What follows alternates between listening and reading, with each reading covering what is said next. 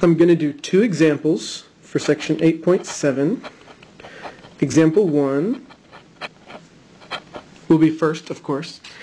In the book, they describe in equation 6 on page 605 that the Taylor series for a function f of x, if it exists, is equal to the power series from n equals 0 to infinity of the nth derivative at the center A, center you're expanding around, over n factorial times x minus a to the n.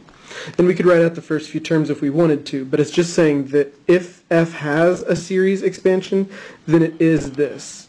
In fact, they go on to say that if it has an expansion, all the previous ones we've done, this is what it actually matched. So our goal is to find this numerator, because the denominator and the x minus a to the n aren't changing. So let's do one example. They don't really do one this layout in the book, so I wanted you to see one with this layout.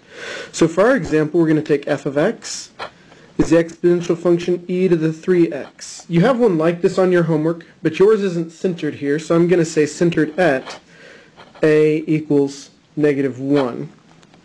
So if you think of an exponential function, I'm going to try to make sure that my power series is the one that's accurate at -1, and the more terms you add, the better and better it matches it. So it matches it first in its value, then its first derivative, then its second derivative, and third, and as you add it up, it'll actually converge to the actual function.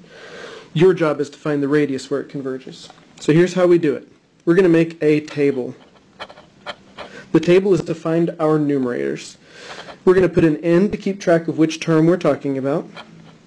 The nth derivative at x, we're just taking the derivatives of the function, and then the nth derivative at a, which is the actual term in our numerator above.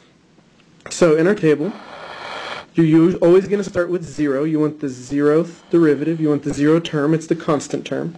So on that one, you don't take the derivative. That's just e to the 3x. But we want to plug it in at our center. A is -1. So that would be e to the -3. So that's the first value we get. That would be our first exponent, and we could go from there. But we want to fill out our table until we find the pattern. We want to find what the nth derivative looks like. So we're going to have 1, 2, 3, maybe 4, just enough until you find the pattern.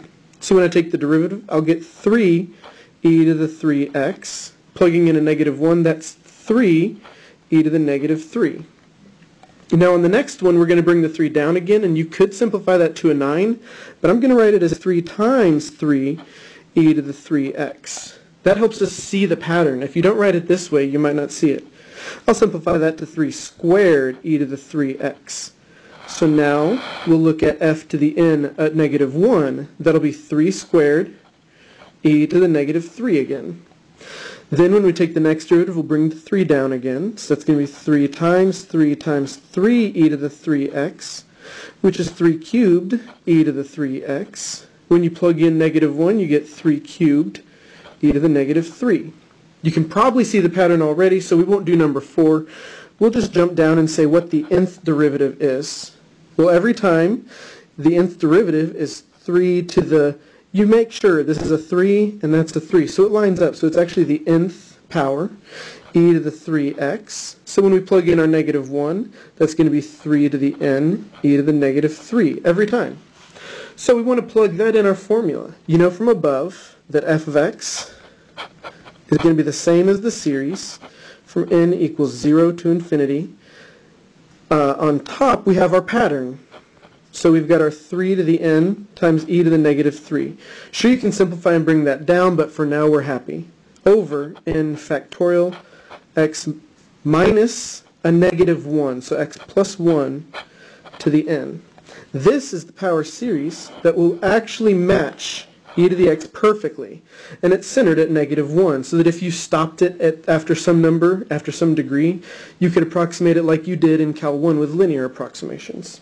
Okay, I'm going to show you another example in a minute that's going to take care of what if your pattern is slightly harder to see. So I hope that helped, and I'll be back in the next one.